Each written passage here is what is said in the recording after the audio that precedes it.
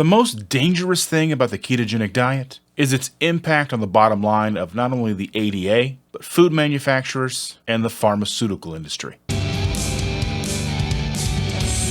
Thank you for clicking on this video. My name is Dustin, and I ran across an article the other day in The Guardian, and I just needed to talk about it. The article is titled, Low-carb diets work. Why does the American Diabetes Association push insulin instead? That's what we've been trying to ask for a long time.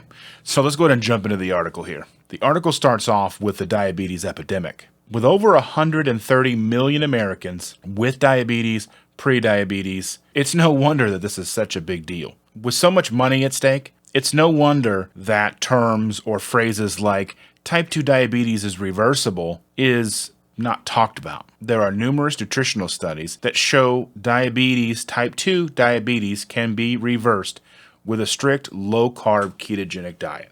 Obviously, that's a diet low in carbohydrates. The evidence that low-carb diets can effectively treat diabetes has been around since at least insulin's discovery in 1921.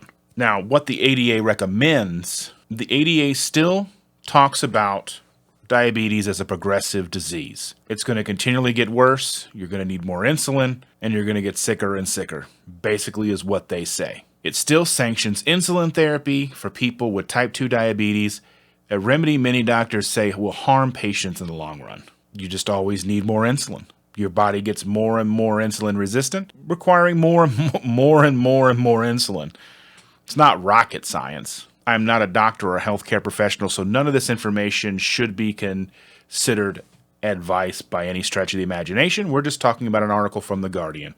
So what's the low-carb connection here? In 2020, the then ADA president, Tracy D. Brown, really rocked the diabetes world when she disclosed that she had type 2 diabetes and had gotten off insulin and other medications by adhering to a low-carbohydrate diet. Did you hear about this?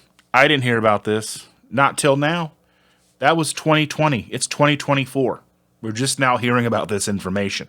That's why I felt this was so important to bring this article to light for all of you. So again, thank you for clicking on the video. If you are finding value in this video, please consider hitting like, share, subscribe, and possibly becoming a member. Thank you all so much.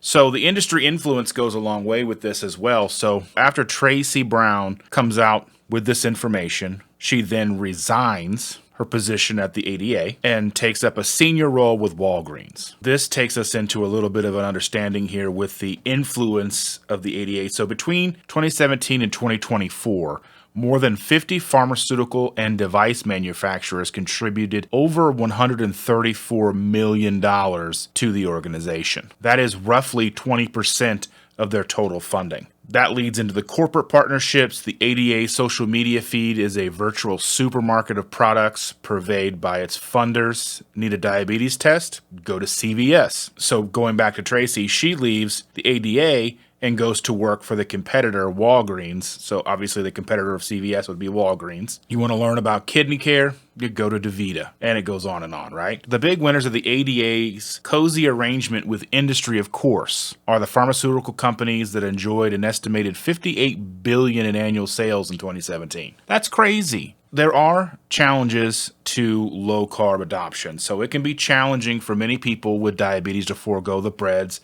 sweets, pastas, and starches that form the basis of many diets. A lot of that is ignorance to the fact that most of the guidelines indicate you're supposed to have loads and loads of that stuff. Loads of carbohydrates, 12, 13 servings a day, which is crazy, right? Look at the food pyramid when we were kids. Then there was the 4 food groups and, depending on which order those were, but you get the idea, right? Diabetes was hijacked as a business opportunity almost from the moment that insulin was first discovered. So if we can keep people needing insulin, they'll need to keep buying insulin. Long story short, right? The ADA's guidelines heavily influence diabetes treatments globally, not just here in the United States, where the organization's standards of care are used by American physicians and doctors. So any advice you're getting from your doctor is probably something they've got from the ADA. How does that impact the patients? Well, the article argues that many diabetes patients are not properly informed about healthier low-carb dietary options, resulting in an ongoing reliance on insulin and other medications,